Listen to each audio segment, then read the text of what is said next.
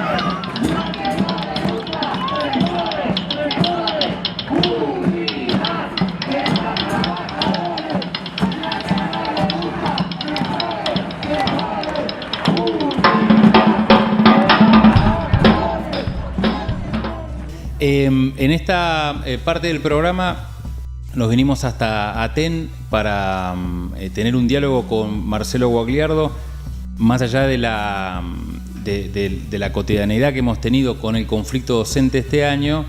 Creíamos importante, sobre todo por el balance que hay en las distintas correlaciones de fuerza en lo que ha pasado en el 2017 y el 2016, que pareciera que fue un mismo año, ¿no? Tantos cambios tan rápido o la profundidad de algunos cambios que uno dice, bueno, llegan a un corto plazo, es hasta largo plazo, en la cual en Neuquén el conflicto docente ha descollado, ¿no? No solamente por el rebote que tuvo el acuerdo a nivel nacional.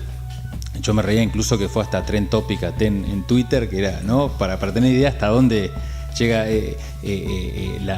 la onda de resonancia, sino también para que nos ayudes a entender en qué escenario estamos parados, digamos, las clases populares, los grupos subalternos, no sé cómo definirnos, pero digamos, en qué escenario estamos parados hoy desde Neuquén y entendiendo lo que está pasando en el resto del país.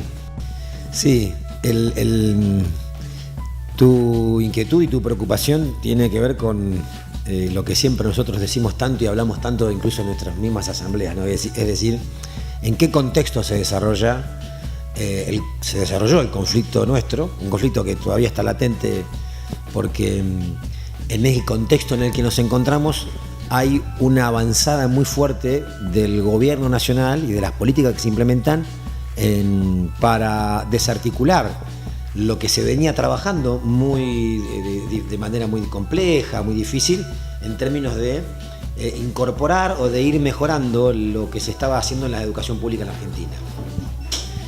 Digo esto porque traigo a colación lo que se está discutiendo a nivel nacional, que es la convocatoria a la paritaria nacional, el cumplimiento de la ley de financiamiento, que el Estado Nacional siga siendo parte y cumpliendo con su responsabilidad de colaborar con el presupuesto nacional en las provincias argentinas para mejorar los niveles de igualdad, que sabemos que desde la dictadura se empieza con la transferencia de las escuelas a las provincias sin presupuesto, luego esto se completa con la transferencia total en el menemismo, y después durante los 90 y muchos años de la primera década del siglo XXI, se estuvo pujando para volver a ser al Estado Nacional responsable de la inversión educativa.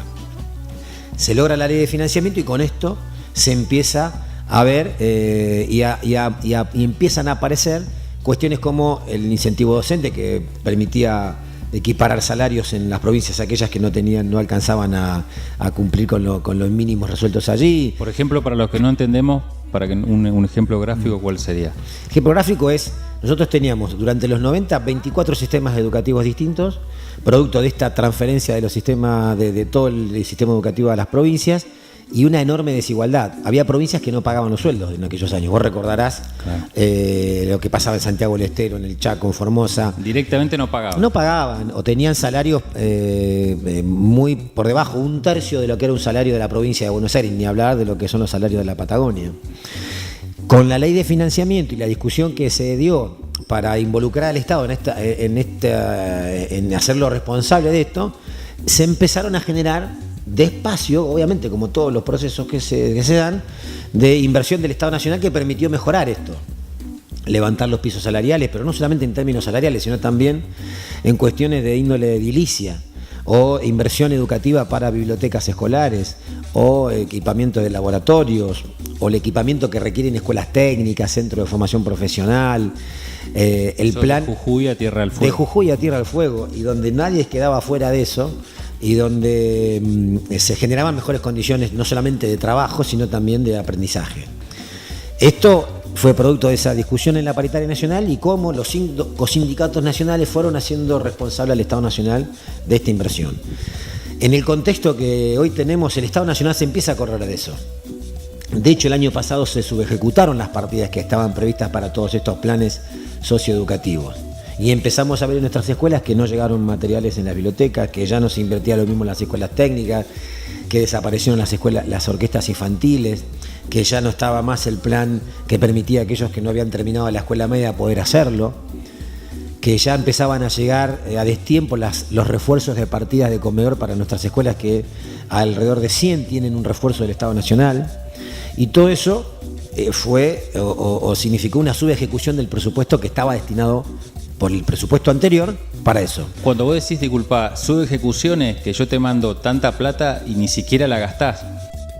Quiere decir... O no haces nada con No, eso. quiere decir que ellos tenían previsto en el presupuesto X cantidad de pesos e invirtieron y mandaron a las provincias un cuarto, la mitad, un tercio, un 10%. O sea, es una desidia abierta. Exactamente, una decisión de correrse en la inversión que ya... Pero digo, presupuesto que ya estaba... Claro, ya estaba decidido que era para eso. Claro. Primero, entonces, el año pasado se subejecuta y este año directamente, al no haber paritaria nacional, el riesgo que se corre es que ello ya no vaya más, no exista más. Por eso que lo que vemos en cuestiones educativas, en este contexto donde hay 1,5 millones más de pobres, donde se incrementó la indigencia, donde tenemos casi 200.000 trabajadores despedidos porque cierran la fábrica, porque empiezan a cerrar aquellos comercios que no tienen posibilidades de mejorar su nivel de venta, porque ha caído el consumo a partir de la pérdida de los salarios y obviamente a partir de la pérdida del empleo. Todo esto se empieza a repercutir gravemente también en lo que es el sistema educativo, ¿no? Entonces la verdad que es un escenario muy complejo y en un contexto latinoamericano también complejo, donde hay políticas del estilo de Macri en Brasil, en varios países latinoamericanos. La crisis de Venezuela no está ajena a esto. Entonces, en este escenario, nosotros vemos con mucha preocupación qué pueda pasar en los próximos meses y en los próximos años si estas políticas no logramos frenarlas, ¿no? Es decir, no logramos una respuesta organizada y unitaria, ya no de las organizaciones sindicales, sino también de las organizaciones sociales, de los partidos de la oposición y de todos aquellos que estén viendo con preocupación esto, como para plantear una agenda que haga revertir este proceso en particular, de vaciamiento de la educación pública, pero que en definitiva tiende a alcanzar a toda la población. Cuando decís el contexto nacional, digamos, ¿qué valoración haces? Nos va a tomar otro bloque más, seguro, pero como para arrancar la charla respecto desde Neuquén, ¿por qué se espera tanto? Digamos, ¿a qué juega?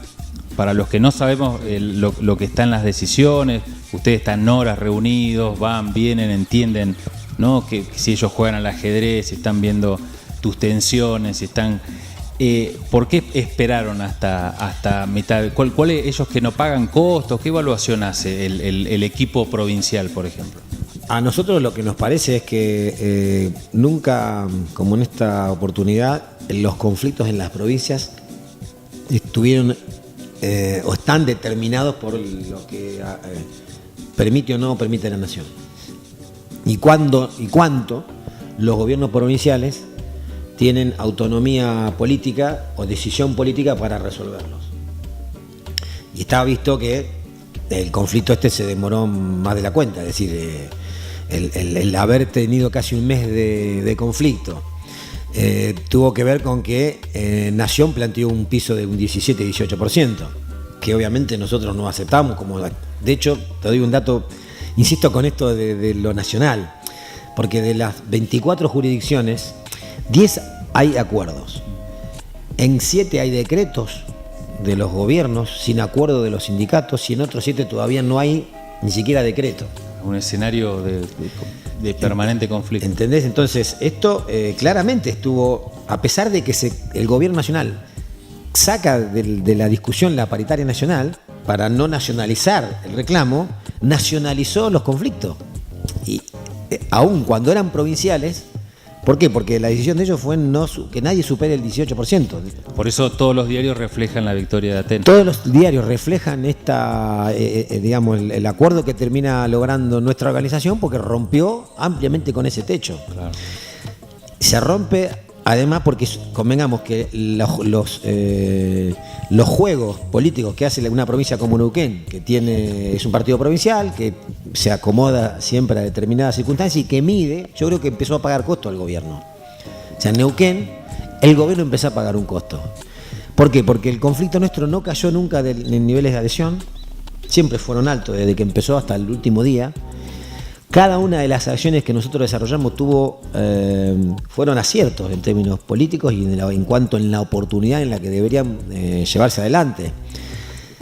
Porque instalaban de una manera distinta a la anterior el reclamo. De hecho, esto comienza cuando el 2 de febrero vamos a una marcha nacional a Buenos Aires. Después tenemos el encuentro de trabajadores el 17 de febrero en Cutralcó, numerosísimo. Después tenemos un acierto en términos de generar un inicio de ciclo lectivo en unidad con la provincia de Río Negro y con ambas CTA, y fue multitudinaria esa actividad. Luego resolvemos que tenemos que hacer una permanencia frente a la Casa de Gobierno, donde en la Casa de Gobierno le decíamos al gobernador y a su equipo de ministros: Atenas está preocupado por la educación pública, porque empezamos a dar en ese lugar, en el tiempo que tuvimos discusiones sobre la problemática de la educación en Neuquén. Después tuvimos la marcha, participamos de la marcha federal, donde dábamos cuenta que Neuquén no estaba aislada en la discusión y que era necesaria y sigue siendo necesaria la paritaria nacional. Luego hacemos la marcha de los guardapolvos, que fue esa marcha que con 2 columnas, con el número de compañeros y compañeras todavía no está muy definido, pero fue multitudinaria y muy simbólica y con mucha mística, casi recuperando la alegría de la lucha que habíamos perdido en el 2007, porque nosotros venimos de un proceso. O sea, a muchos nos hizo acordar esa marcha del 2000 de este año de los guardapolvos, lo que fue la marcha anterior a el asesinato del compañero Carlos Fuentealba.